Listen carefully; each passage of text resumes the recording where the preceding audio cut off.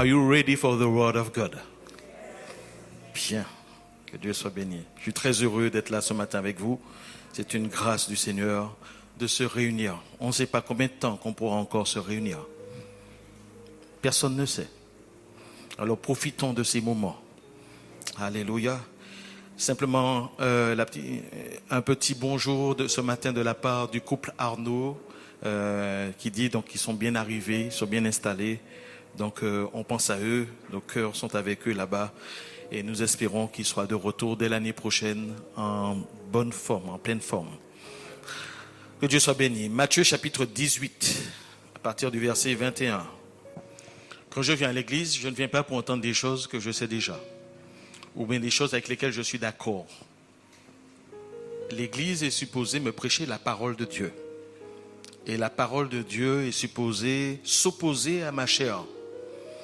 Donc si quelque chose que l'on prêche est biblique et que ça s'oppose à notre chair, qui a raison? C'est Dieu ou nous? C'est Dieu ou nous? C'est Dieu qui a raison. Et c'est à nous de nous incliner. Nous ne sommes pas ici dans un club, on n'est pas ici dans une association de bienfaisance. On est là pour entrer dans le royaume de Dieu. Et ce que nous verrons ce matin, c'est quelque chose qui n'est pas toujours compris au sein de l'Église. Par contre, et pourtant, ça définit si on doit rentrer au ciel ou pas. Et des fois, on voit un certain nombre de péchés comme vraiment nous empêchant d'entrer dans le royaume de Dieu, alors qu'il y a des choses que nous minimisons. Et Jésus ne veut pas que nous minimisions les choses. Nous allons parler de non-pardon ce matin. Et je crois que c'est vraiment important que l'Église puisse comprendre le cœur de Dieu, le cœur du Seigneur concernant le non-pardon. Alléluia. Are you ready? Prenons donc Matthieu chapitre 18, à partir du verset 21.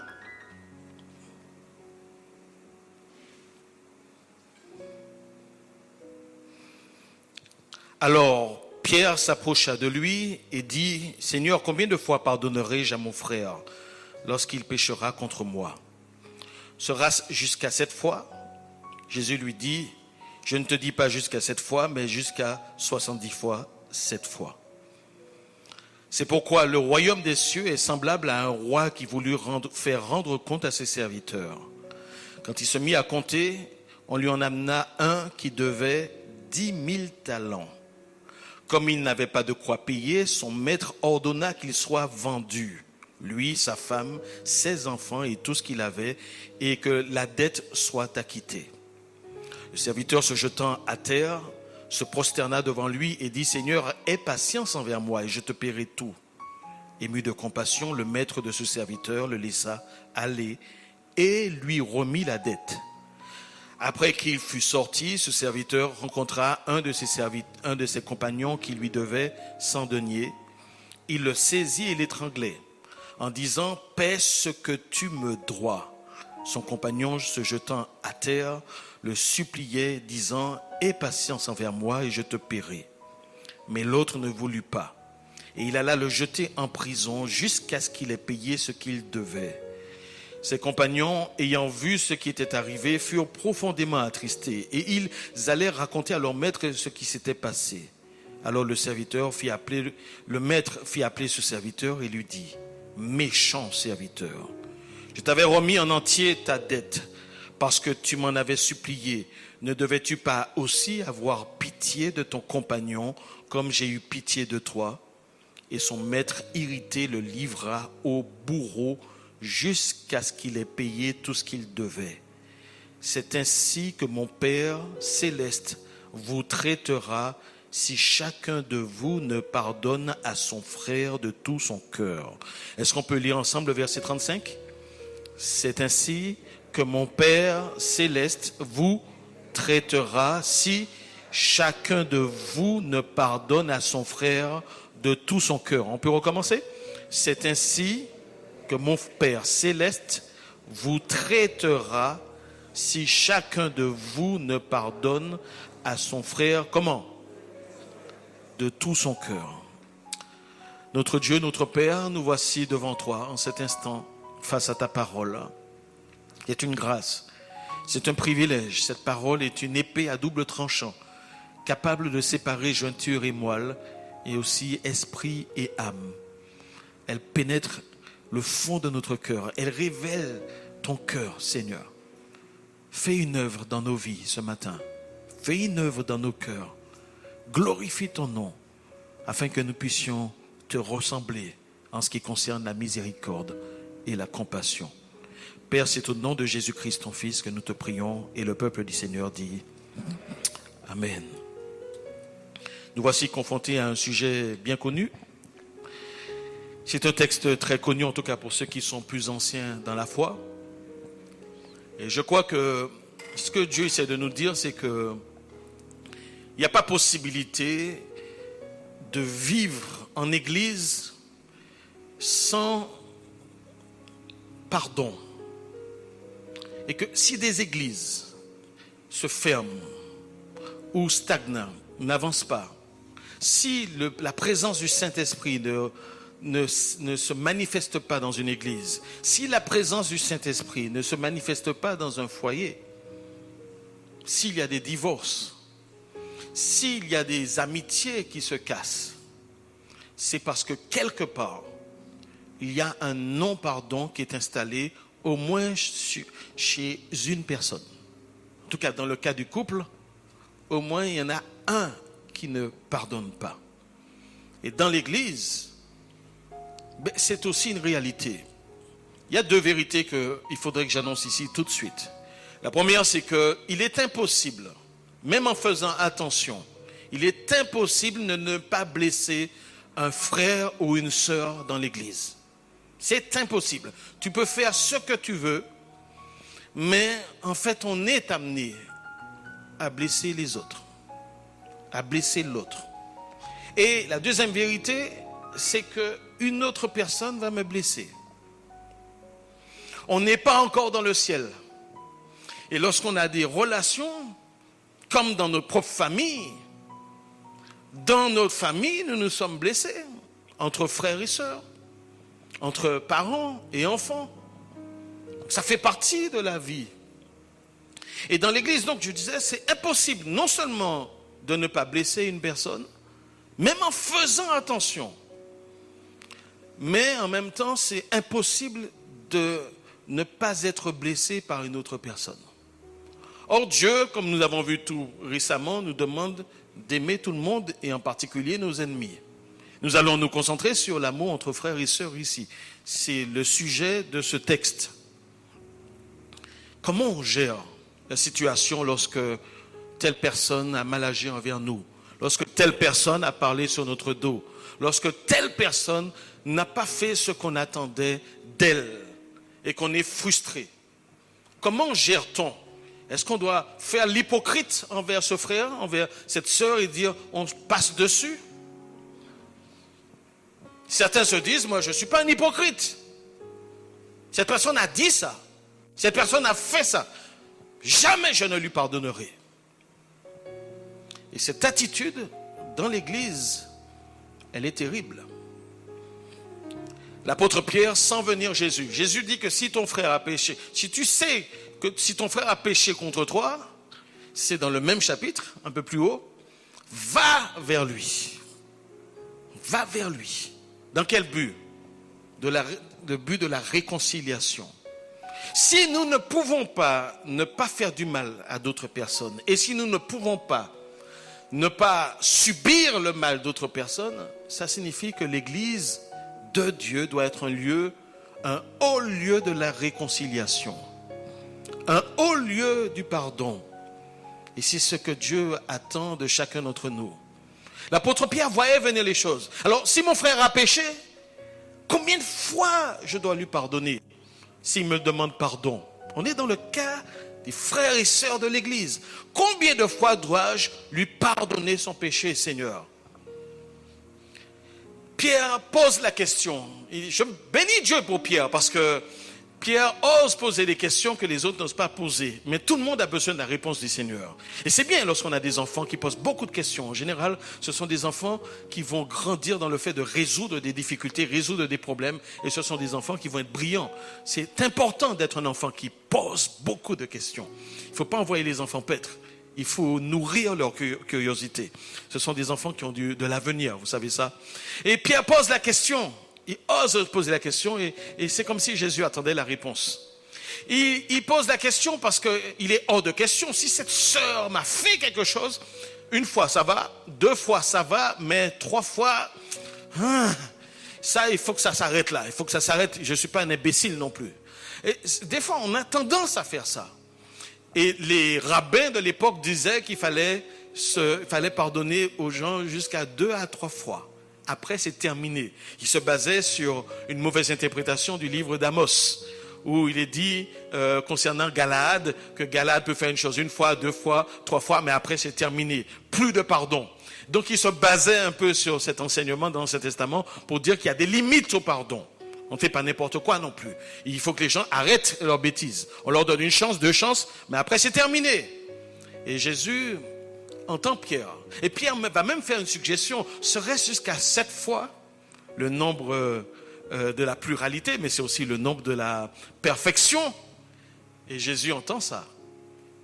Et Jésus lui dit, jusqu'à 70 fois 7 fois ou 70 fois 7 fois. 70 fois. Ça fait combien 70 fois 7? 490. Est-ce qu'il faut prendre un cahier et noter chaque fois qu'une personne va nous faire du mal et noter pour atteindre la 491e fois? Est-ce que c'est ça l'enseignement du Seigneur? C'est pas ça. L'idée, c'est que le pardon doit se faire sans cesse. Le pardon, c'est pas une histoire quantitative, mais c'est une histoire qualitative. On doit être une personne qui pardonne. Chaque fois qu'une personne nous demande pardon, nous n'avons pas le droit, en tant qu'enfant de Dieu, de refuser son pardon. Nous devons pardonner celui qui se repent devant nous. Il faut lui donner cette chance de pouvoir, et donner la chance à la relation de pouvoir se remettre en place. Je parle pas du pardon envers les non-chrétiens ici. On a déjà parlé d'aimer nos ennemis. On parle maintenant des relations dans la maison du Seigneur. Et Jésus dit qu'on doit être une personne qui pardonne sans cesse. Pardonner son conjoint sans cesse. Pardonner ses amis sans cesse, surtout lorsqu'ils demandent pardon à leur tour. Alors comment on fait quand on a un cœur qui a souffert des choses? Comment on fait pour pardonner lorsque cette personne nous a fait du mal? Alors Jésus va nous aider avec une parabole. Et cette parabole commence avec, il dit, le royaume de Dieu. Donc il situe le lieu de l'enseignement. C'est le royaume, c'est là où Dieu règne. C'est-à-dire au milieu de ses enfants. Et il dit comment Dieu va traiter ses enfants. On parle bien de l'Église. On parle bien de l'Église, de nos relations entre frères et sœurs. Le royaume des dieux est semblable. Donc il est question à un roi ici. Et nous savons tout de suite que Jésus fait un lien entre ce roi et Dieu lui-même. C'est un roi qui est extrêmement puissant et qui est immensément riche. Il a de nombreux biens. Et quel est l'objet de cette histoire, de cette parabole? C'est que le roi va convoquer ses serviteurs. Et ce sont, quand on comprend bien, ce ne sont pas n'importe qui, ces serviteurs. Ce sont des administrateurs de ces biens. Ce sont des gouverneurs, des satrapes dans l'histoire de Daniel, par exemple. Ce sont des gens, des collecteurs d'impôts, des collecteurs de taxes. Ce sont des gens qui gèrent son argent.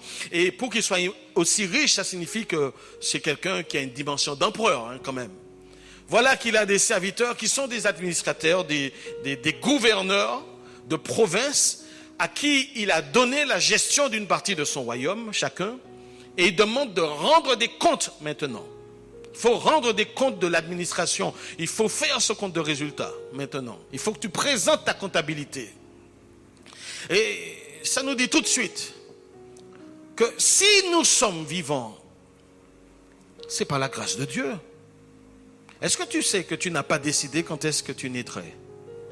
Est-ce que tu sais que ce n'est pas toi qui décides quand est-ce que tu pars? Personne. La vie ne nous appartient pas, elle appartient à Dieu. Et donc nous sommes redevables. Nous croyons que nos vies nous appartiennent, mais nos vies ne nous appartiennent pas, elles nous ont été prêtées. Notre naissance a été un prêt.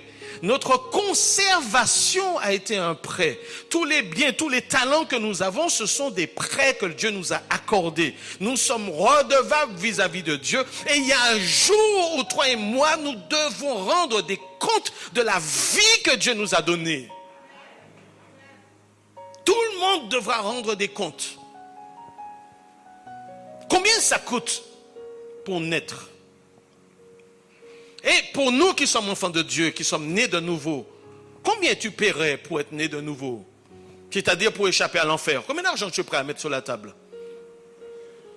Pour ne pas aller en enfer. Ça coûte cher. Et en plus, Dieu attendait quelque chose de nous, c'est que nous vivions selon sa loi. Et nous avons transgressé la loi de Dieu. Donc nous avons une dette envers Dieu. Et avoir une dette envers un être infini, ce n'est pas la même chose que d'avoir une dette envers un être fini. Notre dette envers un être infini devient infinie elle-même. C'est pour ça que la Bible dit qu'on amena un homme qui devait 10 000 talents. Alors on a comptabilisé, suivant que ce soit des talents argent ou talents or, suivant comment on voit cette monnaie, mais c'est l'équivalent de entre 2,75 et 3,5 millions d'euros aujourd'hui. Cet homme devait, pour à peu près, on va dire en moyenne, 3 millions d'euros au roi. 3 millions d'euros. C'est-à-dire que c'est énorme. C'est pas payable pour un individu lui seul. On a fait la comptabilité de cet homme et on a vu qu'il encaisse 3 millions d'euros. Qu'est-ce qu'il a fait de cet argent? Est-ce qu'il a vendu des biens immobiliers, des terres du roi et il a empoché l'argent? Est-ce qu'il a utilisé l'argent du roi pour acheter des choses, des biens même immobiliers et qui étaient pour lui? Mais qu'est-ce qu'il a fait avec cet argent? On n'en sait rien. Mais il est redevable de sa comptabilité. 3 millions d'euros. Et donc ça signifie que c'est quelque chose d'impossible. Il ne pouvait pas recouvrir sa dette. Il était débiteur, donc à vie. Il sait que sa vie est finie. Sa vie est foutue, excusez-moi de l'expression. Sa famille va y passer, ça va être quelque chose de compliqué. Et que décide cet homme? Et que décide le roi? Parce que l'homme sent que son avenir est terminé. Le roi est prêt à le livrer même en prison. Et le roi prononce le roi est prêt, mais lui, il se jette aux pieds du roi. Et il lui demande un délai. Et il lui dit que je paierai tout. Va payer tout. C'est comme nous. Et c'est comme l'homme devant Dieu. Il dit, Dieu, je te demande pardon pour ce que j'ai fait. Je ferai ce qu'il faut pour pouvoir ne pas aller en prison, pour pouvoir ne pas être jeté en enfer. En fait, ça, c'est essayer de gagner Dieu par des œuvres. Et encore une fois, les œuvres, ça ne marche pas avec Dieu. Parce que le récit nous montre bien que cet homme ne pourra pas recouvrir sa dette. Il y a des gens qui pensent qu'ils pourront mériter le paradis, mériter le salut par leurs propres œuvres, mais en fait ils se trompent. C'est impossible. Leur dette est infinie. Notre dette est infinie. Et voilà que le roi voit cet homme à ses pieds, en train de pleurer, en train de l'implorer. Et la Bible nous dit que le cœur du roi était touché. Le roi était touché. Il a été ému de compassion, rempli de miséricorde. Il a vu ce qui arriverait à son serviteur, il a vu ce qui arriverait à sa famille, parce que l'idée c'est qu'il soit jeté en prison. Et vous savez que quand on est jeté en prison, on va faire des travaux forcés. Et lorsque vous faites des travaux forcés en prison, on vous donne un minimum de paye. Et c'est avec cet argent-là, mais c'est rien du tout. Ça signifie que l'homme n'aurait jamais pu sortir de prison. C'est ça la réalité. Mais voilà que le roi est ému de compassion, il se laisse toucher. Il se laisse toucher. Et là, il va prendre une décision. Et je crois que ça, c'est le cœur de Dieu.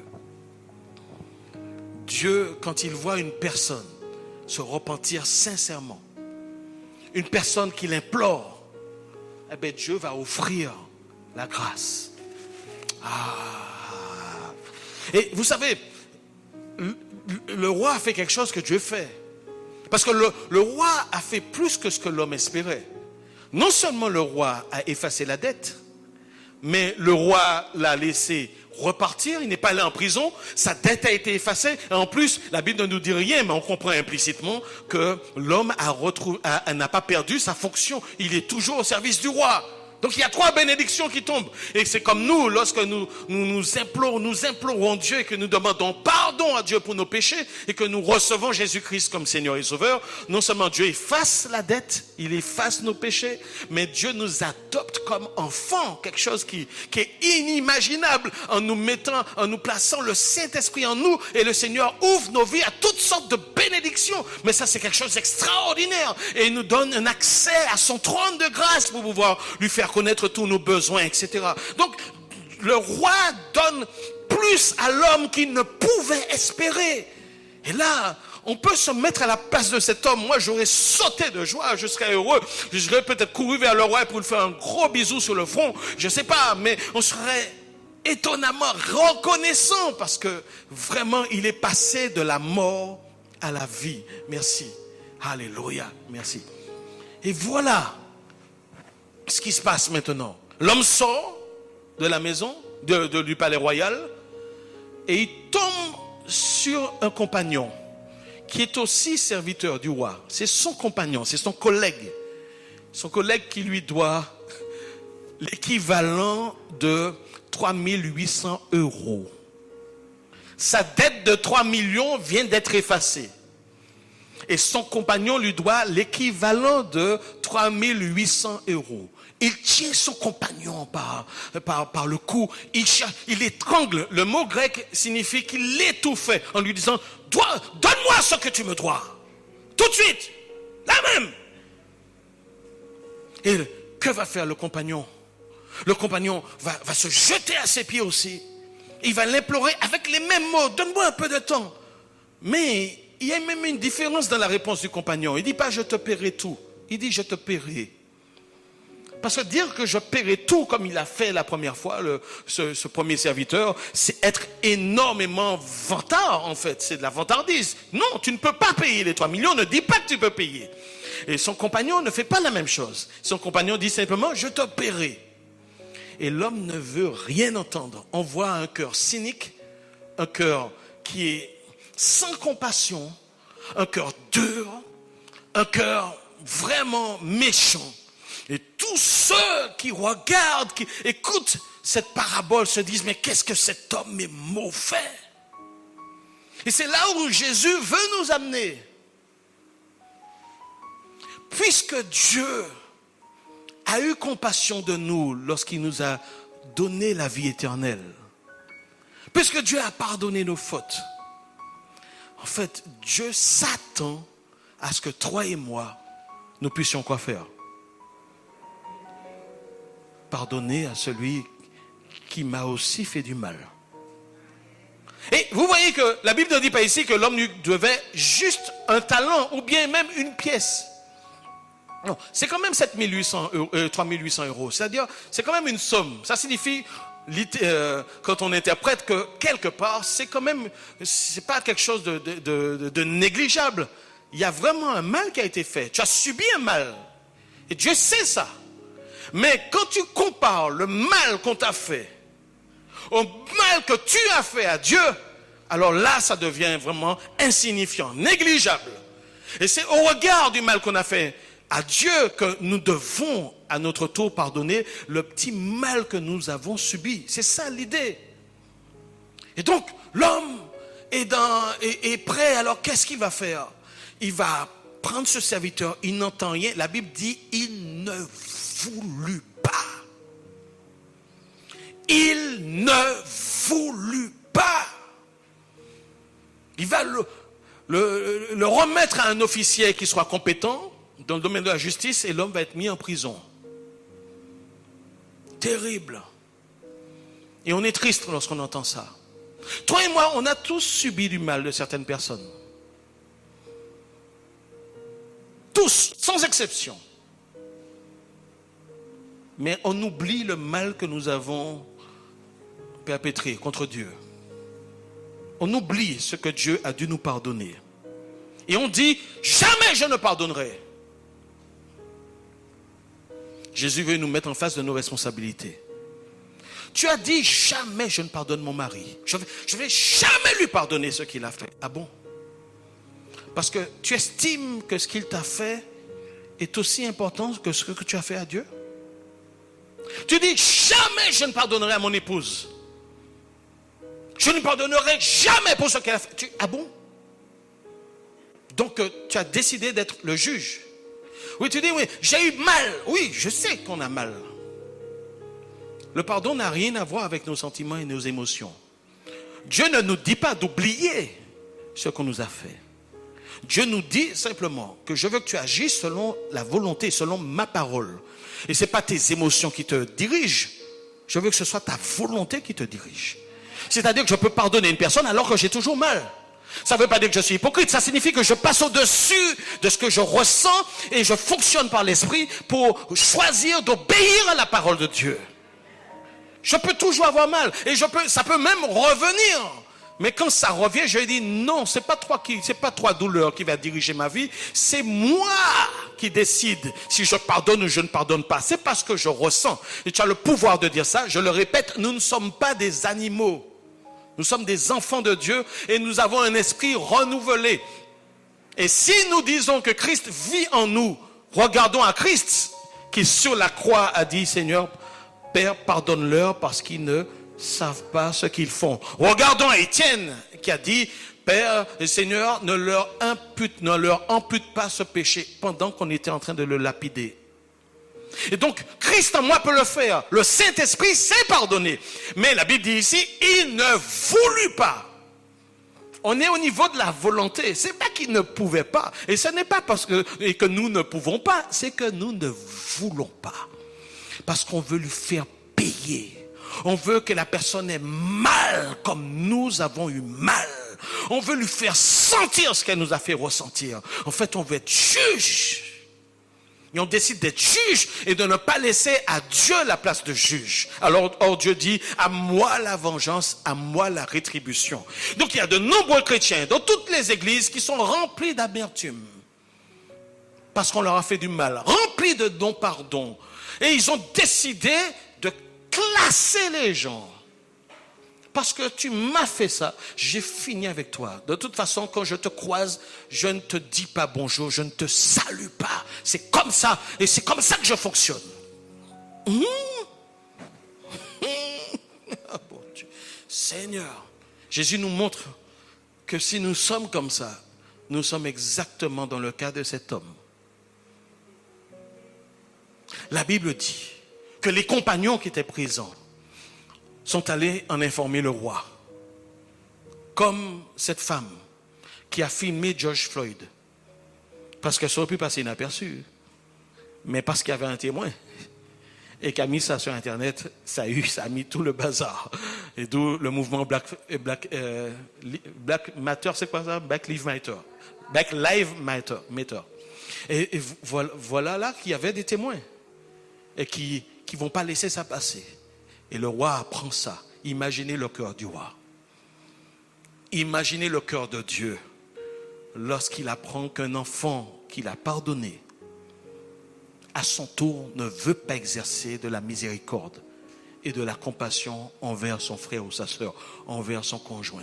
Imaginez le cœur de Dieu. La Bible dit que, en fait, nous montre que le roi était en colère. Il a fait ramener cet homme. Et il lui a dit, je t'avais pardonné, en gros. J'avais effacé ta dette. Je ne t'avais pas envoyé en prison. J'avais préservé ta famille. Je t'ai gardé ton poste. Je t'ai fait confiance. Je m'attendais à ce que ce soit une leçon pour toi, pour que tu agisses ainsi envers ceux qui te doivent aussi. Je m'attendais à ce que toi aussi, tu puisses manifester de la compassion, que tu puisses manifester le pardon à ton tour. Et toi, tu as choisi de durcir ton cœur. Tu as choisi de durcir ton cœur. Tu es méchant. Alors, ta dette te sera remise maintenant. Et il dit, livrez-le au bourreau jusqu'à ce que sa dette soit acquittée. Et on sait ce que ça signifie. Parce qu'il est incapable. Je ne sais pas combien de temps que ça a pris. Si ça fait, il est sorti et puis un quart d'heure après, il était de retour. Le même jour. Hein? C'est quand même, quand on y réfléchit, c'est dingue. Hein? Et la Bible ne dit même pas qu'il s'est réjoui quand il est sorti de chez le roi. Bon, ça montre déjà un peu quel genre d'individu à qui on a affaire. Mais voici que là, il n'a même pas droit à la parole. Le roi lui dit, je t'avais fait confiance alors que tu m'as volé 3 millions d'euros. Je t'ai gardé ton poste. Et l'homme entend ça. Il n'a rien à dire. Et il ne peut rien dire. Il est livré au bourreau. La Bible ne dit pas qu'il fut livré au geôlier de la prison. Il y a un geôlier dans toute prison antique. Et là, il ne s'agit pas du geôlier. Dans les prisons, il y avait aussi des bourreaux. Qu'est-ce que c'est qu'un bourreau? C'est un tortionnaire. C'est quelqu'un qui est spécialiste dans le fait de faire du mal, de faire souffrir. Normalement, c'était réservé pour des criminels. Et qu'est-ce qu'ils faisaient ces gens-là? Ils s'amusaient des fois à écarteler les personnes jusqu'à ce qu'il y ait une déchirure. Ils s'amusaient à pincer la peau de ces personnes avec des instruments un peu contondants. Et ils s'amusaient à enlever un œil. Et ils s'amusaient aussi à enlever la peau des personnes. Voilà des tortionnaires. Des gens qui sont spécialistes de la torture. Voilà ce que le roi dit, livrez-le au bourreau. Mes amis, moi je dis les choses franchement. Si une personne donne sa vie à Jésus sans passer par une vraie repentance, cette personne n'est pas sauvée. Et dans la repentance, il y a la confession des péchés, mais il y a le pardon de ceux qui nous ont fait du mal. Aïe, aïe, aïe. Ça fait partie de la repentance, le pardon. J'accepte de pardonner à ceux qui me font du mal. Et écoute, si nous n'avons pas pardonné à ceux qui nous font du mal, Jésus nous a déjà enseigné ailleurs que si nous ne pardonnons pas aux autres, le Père non plus ne nous pardonnera pas. Alléluia. Dans la prière du Notre Père, Jésus a soin de mettre cette phrase dans une prière qui doit être faite tous les jours. C'est pas par hasard, tous les jours. Pardonne-nous nos offenses comment? Comme nous pardonnons à ceux qui nous ont offensés. C'est-à-dire que c'est à la mesure du pardon que nous accordons aux autres que Dieu nous pardonne. Mais si nous refusons de pardonner aux gens qui nous ont fait du mal, Dieu dit, moi non plus, je ne te pardonne pas. Tu te crois juge, mais c'est moi le vrai juge. Alléluia. Et ça signifie que ces personnes n'ont pas encore donné leur vie au Seigneur. Mais ils ne sont pas libres. Vous savez, l'idée d'être dans les mains du bourreau, d'un tortionnaire, c'est la souffrance. Une personne qui ne pardonne pas n'est pas libre dans sa tête. Une personne qui a des ressentiments, qui a de la rancœur, de la rancune, du non-pardon, et qui a ces choses-là à l'intérieur, à cause de personnes qui leur ont fait vraiment du mal, une personne qui vit avec ça n'est pas libre dans sa tête. Hein. C'est une personne qui ne connaît pas la joie. Il y a une joie superficielle, mais la vraie paix intérieure, cette personne ne la connaît pas. Parce qu'elle est rongée par ces choses. Et je leur rappelle que c'est pas seulement pour Dieu que nous devons pardonner, c'est aussi pour nous-mêmes. Parce que nous vivons dans une société où l'art de la revanche est enseigné partout.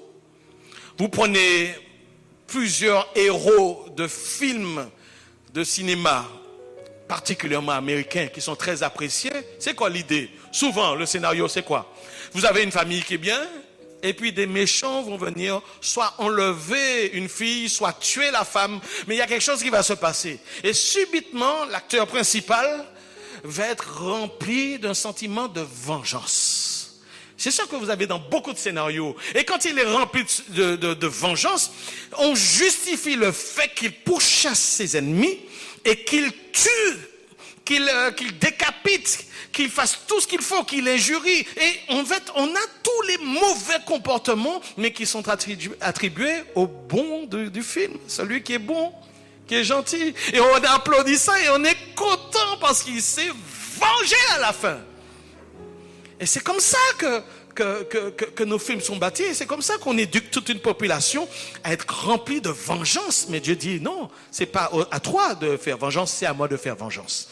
C'est à moi la vengeance, je le rappelle, à moi la rétribution.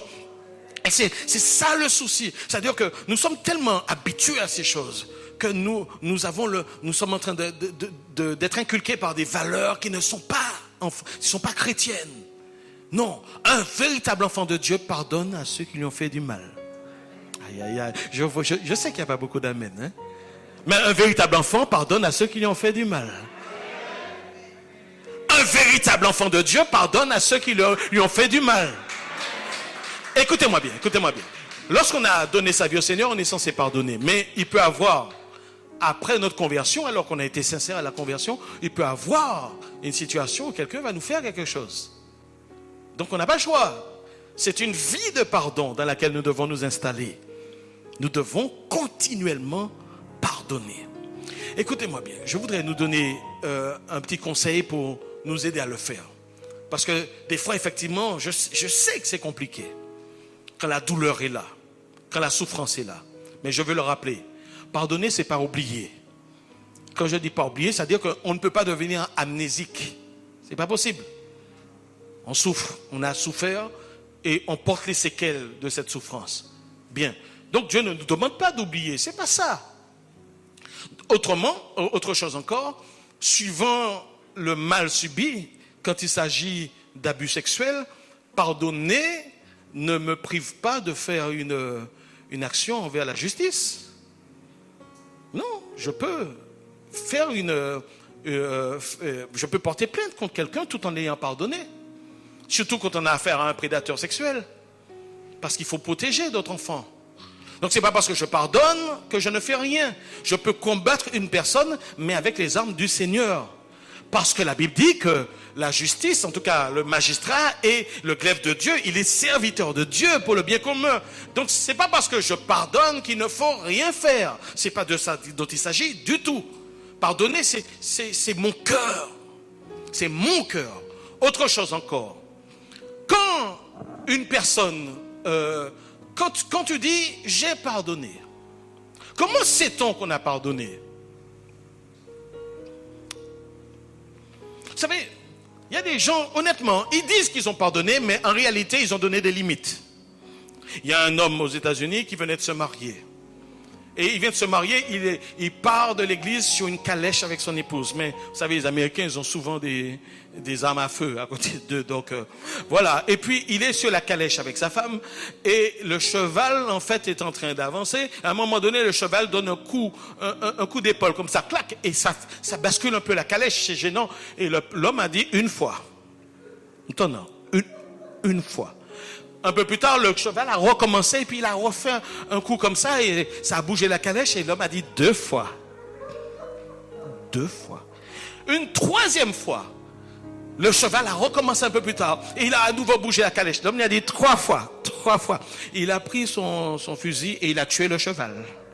Mambo 3 fois.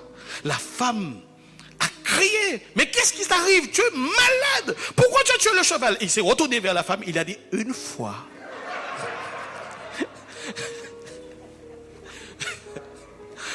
Donc il y a des personnes qui disent qu'ils ont pardonné, mais en fait ils ont donné des limites à des personnes. Et il faut qu'on fasse attention à ça, les amis. Comment je sais que j'ai pardonné mon conjoint? Comment je sais que j'ai pardonné à mon frère, à ma soeur? C'est lorsque je ne reviens plus dessus. J'ai eu mal, mais je n'en parle plus. Et je n'en parle plus. J'ai décidé de pardonner. Et tu dis oui, mais la douleur est là, je ne peux pas pardonner. Mais justement, c'est parce que tu as fait un acte de volonté qui soit contraire à ce que tu ressens. Un acte de volonté. Tu dis, je pardonne à telle personne. Et quand tu fais ça, c'est à ce moment-là que Dieu peut commencer à guérir ton cœur. Tant que tu ne pardonnes pas, ton cœur ne sera pas guéri. Mais quand tu commences à faire des actions de volonté qui vont à l'encontre de ce que tu ressens, alors la guérison peut commencer. Et tu verras que chaque fois que ça va remonter et que tu décides à nouveau de pardonner, la douleur va diminuer, jusqu'à ce qu'à un moment, tu ne veux plus en entendre parler. De toute façon, tu ne ressens plus rien. Alléluia. Mais, attendez, avant d'aller plus loin. Mesdames, vous qui avez des mémoires d'éléphant, parce qu'un homme, comment dirais-je, il vit dans le temps présent. Et il regarde souvent aussi dans l'avenir. Mais mesdames, vous avez une mémoire extraordinaire. Et je parle aux épouses. Et quand tu sais, en 1985, tu m'as fait ça. En 1986, tu m'as fait ça. En 90, tu m'as fait ça. Tu as fait ça. Tu te rappelles. Tu lui donnes son CV. Sa biographie. Il apprend même des choses qu'il avait. Il a complètement oublié. Ah bon, j'ai fait ça.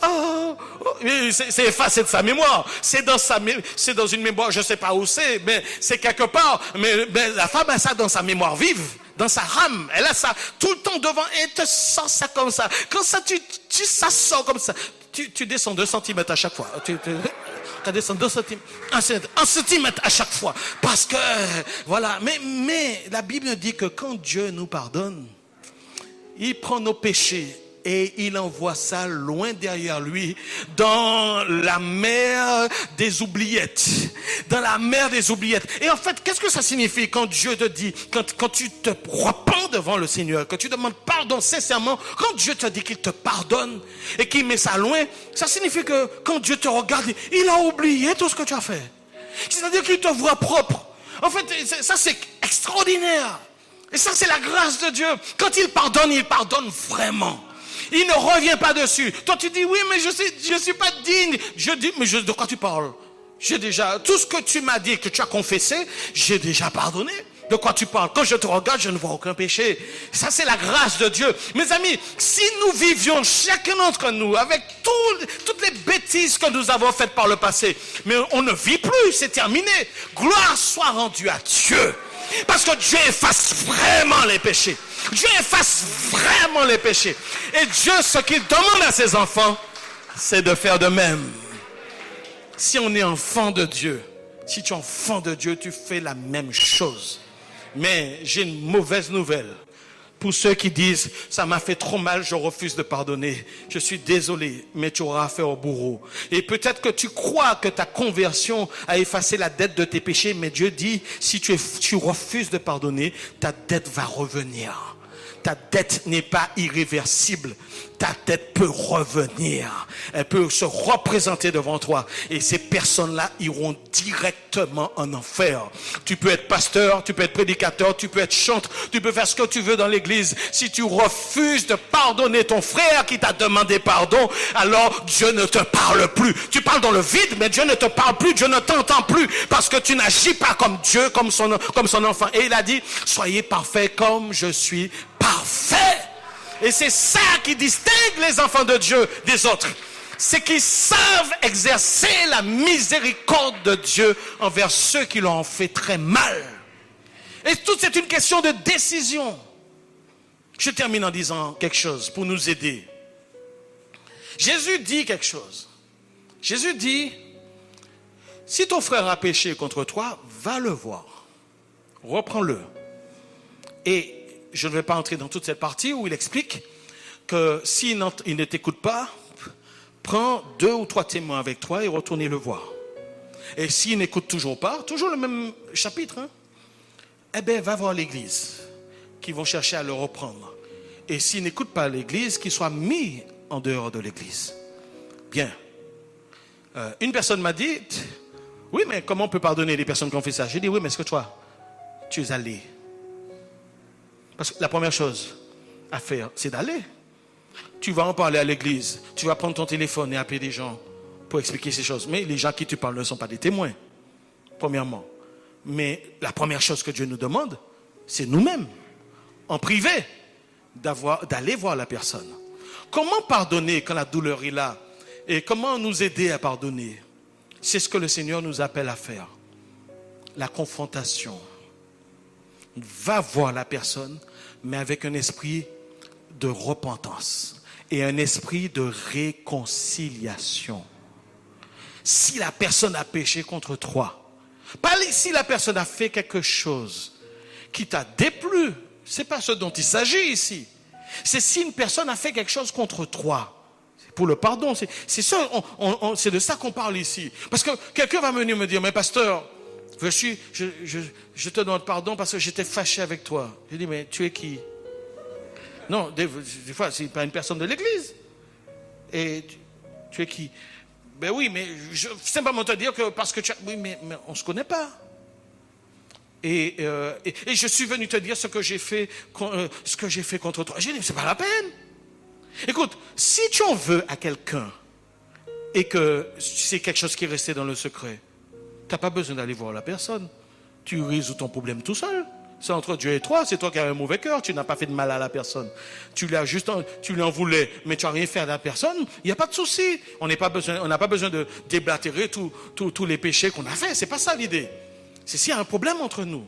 Si tu m'as fait quelque chose, ou s'il y a quelque chose que tu devais me faire, puis que tu n'as pas fait, il peut y avoir un souci. Donc Dieu nous appelle à la confrontation. Jésus dit, va. Et il dit aussi, si là tu veux déposer ton offrande à l'autel, mais que tu te souviens que ton frère maintenant, c'est pas lui qui a péché contre toi, c'est ton frère a quelque chose contre toi, parce que tu lui as fait quelque chose, va te réconcilier. Donc la pensée du Seigneur c'est va. Parce que la réalité c'est que nous sommes appelés à adorer le Seigneur ensemble. Et nous sommes appelés même à manger ensemble, à partager le repas du Seigneur ensemble. Et des fois, et même ailleurs, à manger ensemble. Et des fois, on est assemblés là et je ne t'ai rien dit et je souris comme si de rien n'était, comme si tu n'avais rien fait, etc. Mais c'est pas ce que Dieu nous demande.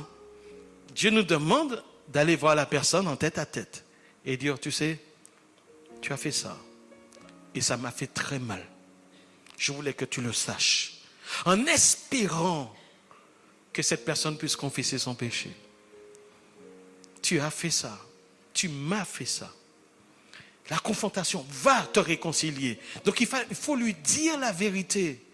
On n'a pas besoin de le faire au micro. On n'a pas besoin de le faire en informant plein de personnes. Mais on va voir la personne en tête à tête. Et je voulais te dire que ça m'a vraiment terriblement blessé. Voilà. Et la personne va donner son explication. D'accord? Alors, si je viens de punir mon enfant parce que l'enfant a fait une bêtise, et que l'enfant vient me dire, papa, je suis fâché avec toi parce que tu m'as puni. Il y a un problème. Non. Tu dois être puni parce que tu as fait une bêtise. C'est ce que je vais lui dire. Peut-être qu'il sera encore fâché, mais la punition est juste. Donc, on n'est pas dans ce cas-là. On est dans le cas où une personne injustement a subi un tort. Injustement. Et quand on est dans ce cas-là, on doit espérer que la personne puisse, sans hausser le ton, on puisse avoir une discussion à l'amiable. Dans l'esprit. Et il faut que la personne puisse dire à son tour, je te demande sincèrement pardon. Je te demande sincèrement pardon. Et quand une personne nous dit pardon, nous demande pardon, alors là, il y a quelque chose qui se passe dans nos cœurs. Parce que les choses ont été mises à la lumière.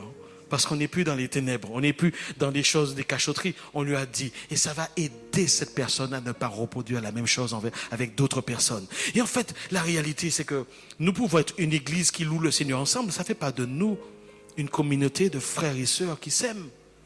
On peut faire beaucoup de choses ensemble. Ça ne veut pas dire qu'on est vraiment ensemble. À quel moment qu'on est ensemble? On peut sourire tous ensemble. Ça ne veut pas dire que ça va très bien. Et beaucoup de communautés sont bloquées. Parce qu'il y a des casseroles comme ça qui sont là et qui n'ont jamais été réglées. Et ces églises-là finissent par être paralysées par le diable parce que le pardon n'est pas libéré dans l'église. Et le Saint-Esprit est attristé dans ce type d'église. Et plus une église est ancienne et plus elle risque de vivre ces choses. C'est pour ça que les nouvelles églises qui se créent avec des personnes qui ne se connaissent pas, en fait, ont l'air hyper joyeuses et ils sont contents, etc.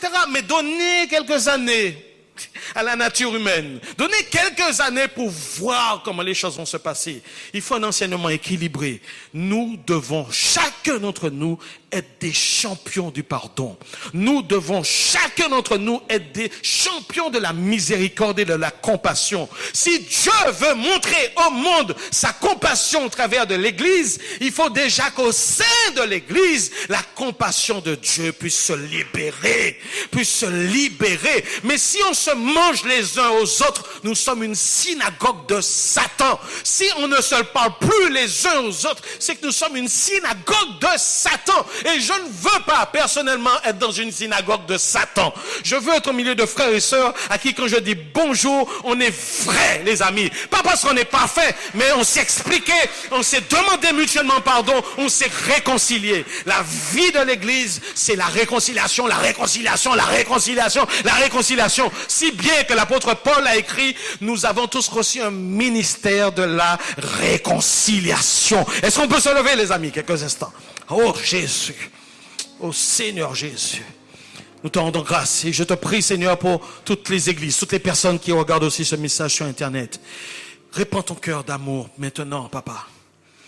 Merci, Seigneur Dieu, que nous soyons des gens francs, que nous puissions oser aller voir l'autre, pour que l'autre aussi puisse demander pardon et qu'on puisse pardonner à notre tour. Seigneur, étends ta main, Papa. Je prie, Seigneur Dieu, que toutes les personnes qui ne s'entendent pas dans notre communauté et dans les autres communautés, alors que les temps sont courts, alors que ton retour est proche, que nous ne soyons pas de ceux qui vont rester en bas. Père, donne-nous un cœur pour agir au-delà de la douleur que nous ressentons. Donne-nous de pardonner, même si nous ne le sentons pas. Donne-nous de fonctionner par l'esprit et non par la chair. Au nom de Jésus.